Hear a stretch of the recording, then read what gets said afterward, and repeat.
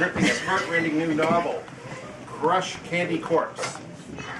And better yet, Sylvia herself is here to introduce it to us today. And Sylvia's been a great friend to us here at Different Drummer over the years, for quite a few years now.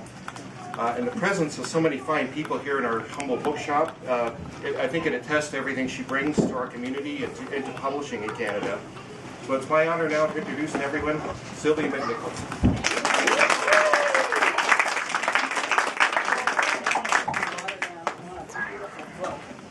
Thank you for all for coming to celebrate. I've counted, and if you count my, various forays under other names and different languages, this would make my 30th novel.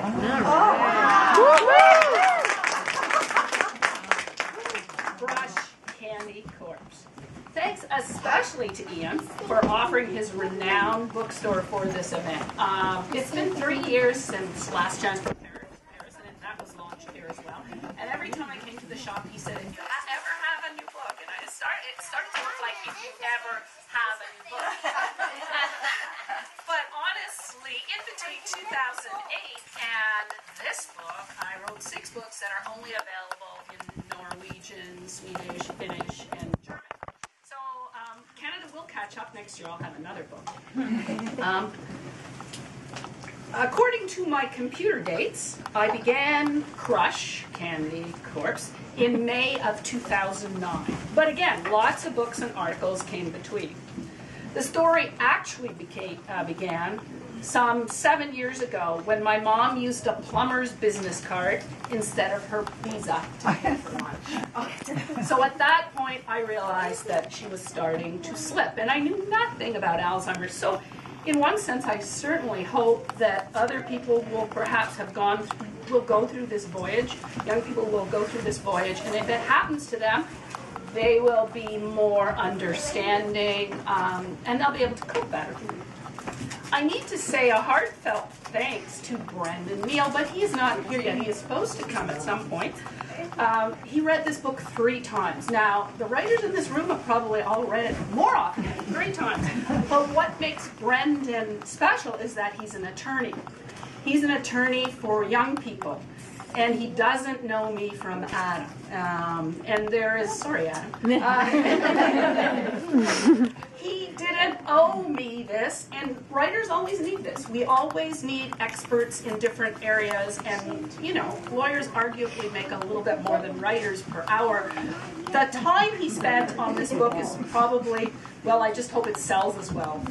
But I really owe him a great deal of thanks, and I'm sorry he isn't here to hear it, but it's thanked in the back. This is the best approximation of the Canadian legal system in this book. So you're going to get the trial. It's Canadian. In Canada, we don't have gavels. In Canada, we don't do a lot of the things that are so lovely and dramatic on the trial shows on television. And Ola's not here. She was my student reader. She was here earlier but had to leave. My apologies to her. I'm going to read a quick passage if I... Oh, yes, I do have a bookmark in it, thankfully. Because she told me, slightly in a peevish tone, not all teenagers steal. And I agree. Not all teenagers steal. Just when I was a kid, all my friends did.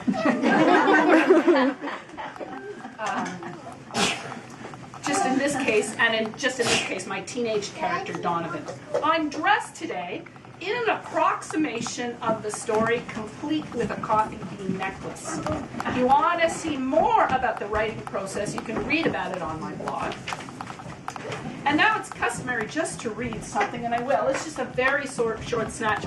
You know how it is. The authors in the group know that if you could read one page that captivated the whole book and left the reader satisfied, why would you write the rest of it? So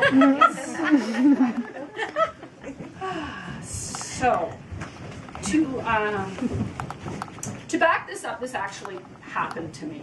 One of the most difficult things, and I'm sorry, this is sort of graphic and not pleasing, but when I put my mother in a residence finally, it smelled bad.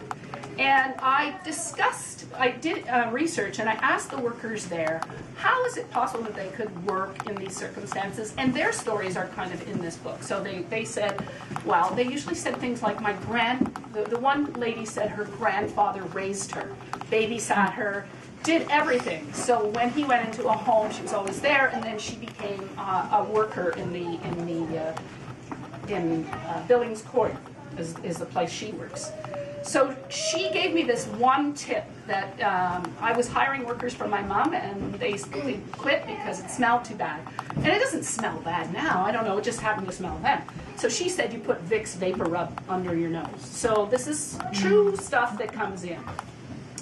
Alex had found a method.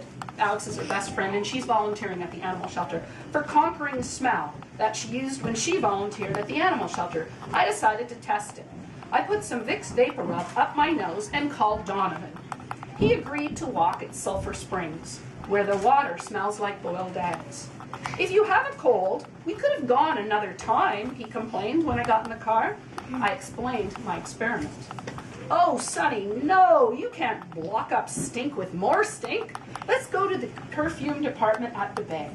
I'll get you a nice musk, and that will be way more pleasant for everyone around you. When he says get, I'm not sure he means buy. But I didn't want to insult him, so I let him drive me to the mall. First, I washed off the Vicks in the ladies' room. Then we headed for the cosmetic department, where I sampled a number of scents. Donovan, what about this one? I asked after a third lady in a white jacket sprayed my wrist. Why was Donovan so far away? Donovan! From the third counter over, he shook his head at me and winked. Oh, no.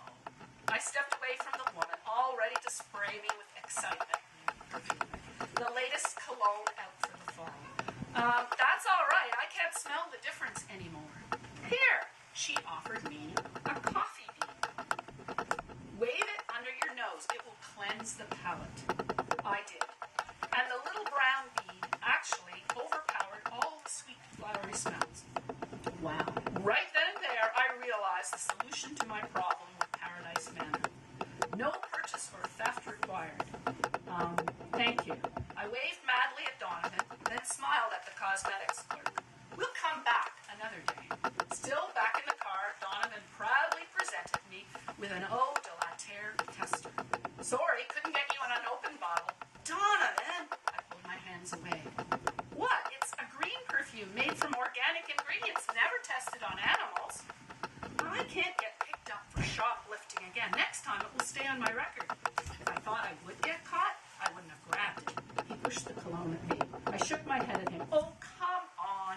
It's not a small store. He sprayed some in the air and it did smell nice. No one's going to take a hit for it. They've got insurance. Donovan smiled then, and his dimples melted my heart. You know I would have bought it for you if I'd had money. I frowned, but I couldn't stay mad at him for long.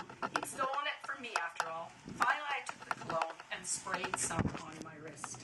I want to just skip over some and then head out to just a snippet of the actual home. So, and it's just a very, very short piece. Just a second. Okay. She's taking a tour. Here we are, the dining room. This is the worker showing her. I could see it through the windows in the hall. Blue walls with murals of 50s-type teens. Blue cloths draped over wooden tables. A cafeteria-style counter where trays of food were lined up, ready to go. Prettied up institutional. Imagine eating every meal of your life in there. Outside the door, 6 wheeled chairs circled the area. The residents in them paused in semi-doze mode. Hello, gorgeous! What a lovely dress you have on! I turned to see a smiling, silver-haired lady with lively dark eyes and bright red lips. Lipstick? How civilized. She was sitting in a chair behind a walker. Was she talking to me? I was wearing a skirt, not a dress. Jeanette, this is Sunny, our new volunteer. Jillian winked at me. Jeanette continued to look at me, so I assumed it had been my clothing that she complimented. Thank you, I answered, and smiled back at her. Perhaps there was one person not so far gone here. I mean, she mixed up her words, but she still had good taste. Jeanette grinned, teeth showing now, and just a touch of that red lipstick on her incisor. You're welcome. Her head turned slightly, attention somewhere else. Suddenly, her lips pulled down into a vicious dog snarl.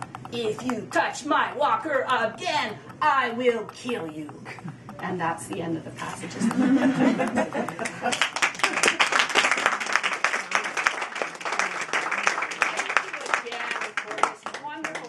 To my 30th book. I'm truly blessed with wonderful writing friends and book friends. I feel so blessed. Thank you so much.